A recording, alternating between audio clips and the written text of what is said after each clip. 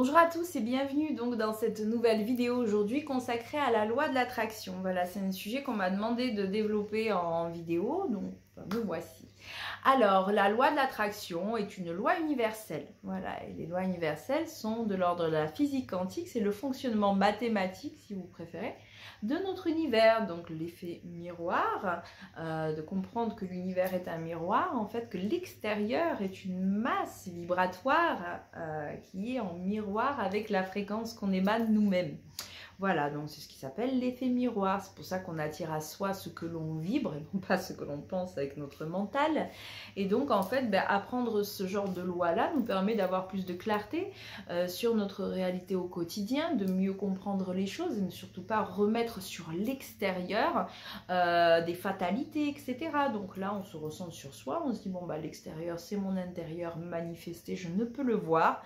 Donc, je vais me regarder à travers les situations qui s'offrent à moi. Ça apporte de la légèreté, de la cohérence dans un cheminement spirituel. Au-delà de ça, la loi vibratoire, les lois vibratoires de l'univers sont des clés de connaissance. C'est un moyen de perfectionner, en fait, d'acquérir des connaissances, du savoir sur le fonctionnement de l'univers dans lequel on se trouve, ni plus ni moins. Donc maintenant, quand je vois les gens à travers les réseaux, alors je vais faire un peu ma grognon, hein, je vais être obligée un peu de le dire, mais c'est important. Voilà, parce que moi, par exemple, quand je connaissais pas grand-chose, je suis arrivée comme tout le monde un peu dans la masse de Facebook et je me suis retrouvée en fait à croire des conneries, à dormir debout, juste parce que moi, je ne savais pas, et il y avait des gens qui me donnaient l'impression de tout savoir. Et donc, du coup, je me suis un peu laissée embarquer par des conneries, mais vraiment. Et après, bon, je suis revenue un peu dans ma cohérence, évidemment, puisque j'ai bien vu qu'à un moment donné, c'était du n'importe quoi. Mais c'est beaucoup ça. Les gens débarquent, ne connaissent rien et vont se retrouver face à un abruti qui, lui, donne l'impression de connaître parce qu'il a bien appris sa leçon de merde et il va vous raconter des conneries comme un gourou ou comme un perroquet qui répète la merde qu'on lui a dit. Et en fait, ceux qui ne savent pas, mais malheureusement, parce qu'ils ne savent pas, dans le doute, vont valider. Oui, ça c'est étrange aussi. Hein, dans la société d'aujourd'hui, quand on doute de quelque chose, on se dit, bon, ça doit être certainement ça. Plutôt que de se dire, bon, non, tant que je n'ai pas la preuve concrète et l'expérience pouvant, en fait, me dire que ça, c'est ça, je reste dans le doute. Non, de nos jours, bon, c'est un autre sujet, LPP, bref. Donc voilà, donc ce qui me fatigue un petit peu, c'est qu'aujourd'hui, sur Facebook, Instagram, je vois au taquet de vidéos. En fait, j'ai l'impression de me retrouver dans une maternelle, un téléphone arabe à la maternelle, voilà. Il y a des gens qui ont eu un accès à des connaissances, donc on parle là de connaissances de loi universelle, hein, du quantique, etc. On est dans une génération où on a accès à toute l'information par Google, par exemple. Le problème, c'est que des gens vont avoir des informations dont ils n'ont pas du tout l'aptitude et l'équipement nécessaire pour assimiler ce qu'ils lisent. Donc, vont répéter avec leur petite cervelle des conneries et en fait, c'est comme ça que se véhicule la désinformation. C'est comme si, en fait, des gens allaient lire des propos sur la médecine, la chirurgie, par exemple... voilà, des termes de chirurgie, des techniques de chirurgie, sans être passés par l'école de médecine. Et donc, ils auront lu un article sur Google, voilà. Et donc, ils vont sortir le bistouri et vont essayer de découper le voisin pour voir si ça le fait et s'ils peuvent le guérir. C'est réellement l'impression que j'ai dans le monde merveilleux de Facebook et compagnie, dans la spiritualité d'aujourd'hui. Au même titre que tous ces gens qui vont vouloir faire des pratiques dont ils n'ont absolument pas les connaissances. Au même titre que cette fameuse chirurgie que je vous invente, c'est pareil. Il y a des gens qui veulent faire des soins énergétiques et qui n'ont absolument pas la conscience en fait de ce qu'ils font. Donc ils font de la merde, donc ils tapent dans du bas astral évidemment. Et ça, c'est valable pour tout. Tant qu'on n'a pas le permis et qu'on n'a pas les facultés nécessaires pour pouvoir conduire une voiture, on ne peut pas le faire, vous voyez. Sinon, on va se tuer ou on va tuer des gens. J'aime bien cette métaphore. Moi qui n'ai même pas le permis. Bref, passons. Alors voilà, donc ce qui me fâche un petit peu aujourd'hui, c'est qu'on va utiliser la loi d'attraction ou tout un autre... une autre palette de lois de l'univers, comme en fait des clés qui vous permettraient d'être exaucés comme par enchantement.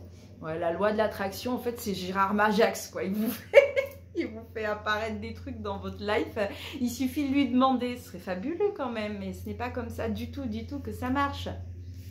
Donc voilà, donc aujourd'hui en fait, on se retrouve avec des conneries encore autour du karma par exemple. J'aime bien l'idée du karma qui punit. Attention, hein, si t'es vilaine, le karma il va venir, il va te fouetter. Hein.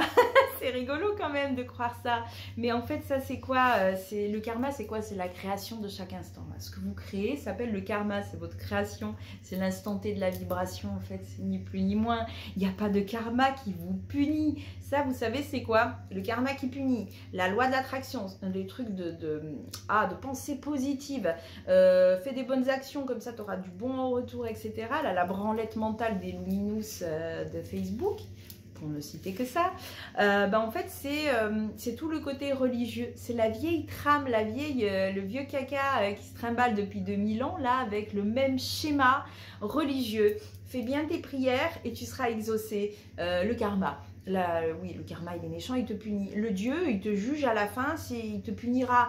Donc, Dieu te punira si tu as été méchant avec moi. Vous voyez, ce truc de vieille, c'est la même chose. Aujourd'hui, on va parler du karma, mais c'est exactement le même truc. Qu'est-ce qu'on va nous dire aussi? Ah oui, fais bien les bonnes choses, machin, travaille bien sur toi, comme ça, tu auras le mérite d'être exaucé. Encore une fois, on n'est que sur le même schéma des vieux blablabla de la religion et qui sont tout sauf spirituels puisque ça nous écarte totalement du soi en fait réellement. Plus on applique la doctrine religieuse et revisitée à travers la spiritualité d'aujourd'hui, donc toutes ces lois de merde et tous ces délires qui ne sont que un nouveau en fait vocabulaire réadapté sur une même énergie à l'ancienne, il n'y a rien qui bouge, il n'y a rien qui a été rénové.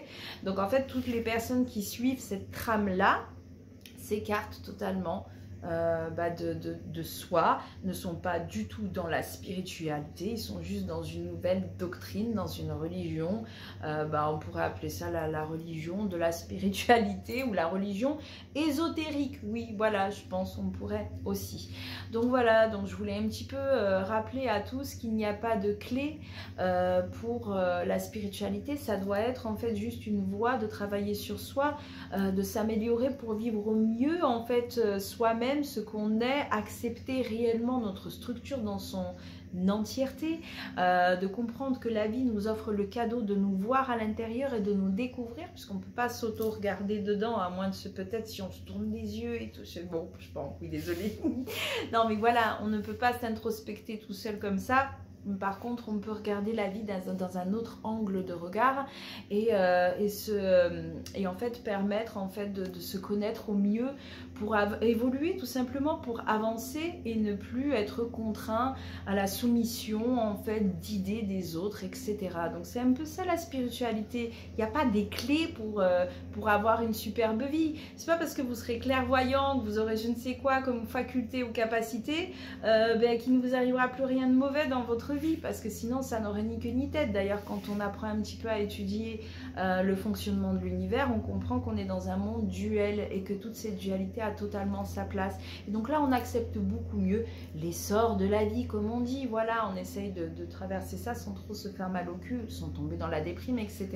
Donc moi, aujourd'hui, quand je vois un peu les idées qui sont véhiculées à travers les réseaux principalement, mais je suis un peu peinée parce que c'est tout sauf spirituel, c'est tout sauf réellement bienveillant, voyez, c'est tout sauf ça. Derrière, c'est la vieille trame religieuse, c'est que du bas astral qui vous bouffe, qui vous écarte, qui vous met en déni de ce que vous êtes réellement. Donc limite, c'est un peu dangereux.